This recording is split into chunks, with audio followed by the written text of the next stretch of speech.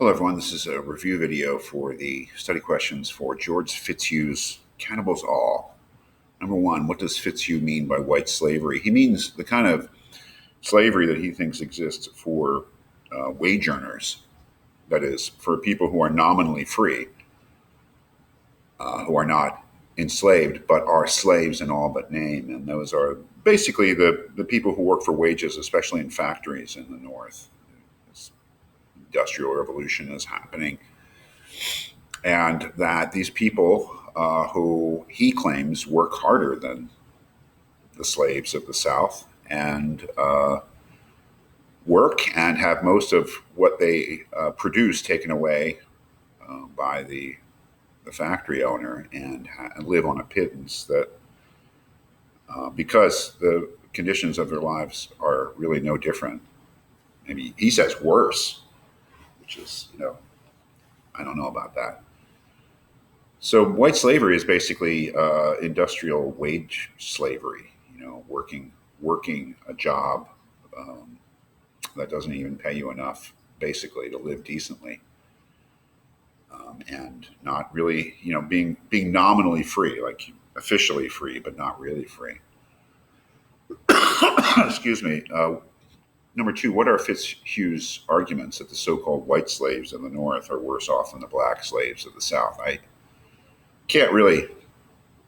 I mean, I think that he's right. He's half right, and that is that the white factory worker of the North is being exploited terribly and lives under very terrible conditions. I can't say that they're worse than. No, I wouldn't say that they're worse than the people living in slavery in the South. But he thinks that, and his idea is that the black slaves of the South are taken care of. That's his argument. That is that they work and they don't have to provide for themselves, though. They're given food and shelter. Whereas the northern white factory worker has to somehow get those things out of his wages. So the argument, really, Fitzhugh's argument, is that the black slave of the South is better off because he works less and he's taken care of. And the white slave of the North is not. He works harder too, and he's not taken care of. He has to provide for himself. I'm not saying it's a good argument, but I think that is his argument.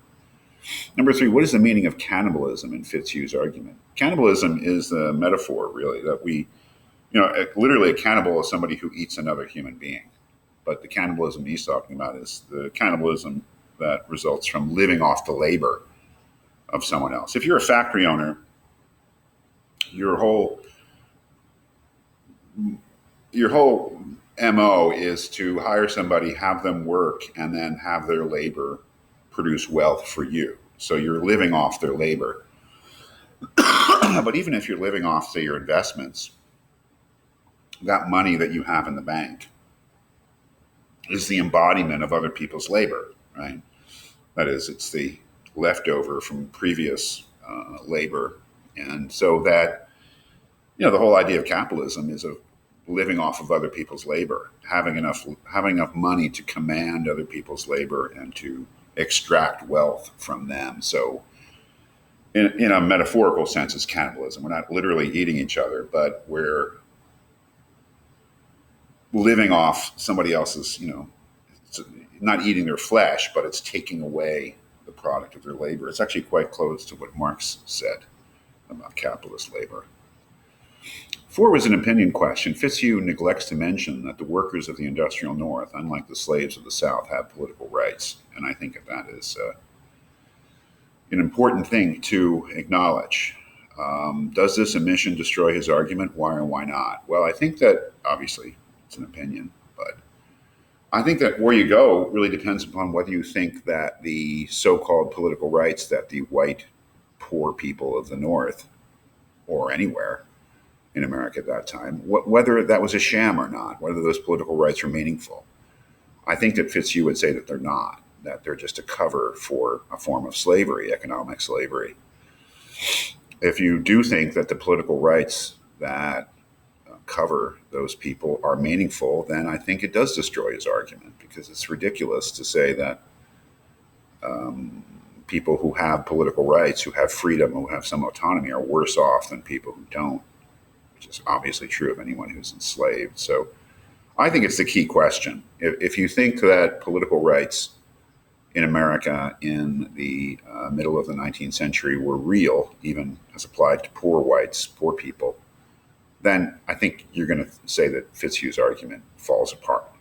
It does destroy his argument. If instead you really go with him and say that those political rights were a sham, that the real situation is people lived in a kind of a slavery, a real slavery, then I think you're probably going to give more credence to his argument. So I think that's the key issue, is whether we think that the political rights that were granted to people officially under documents like the Constitution were really meaningful.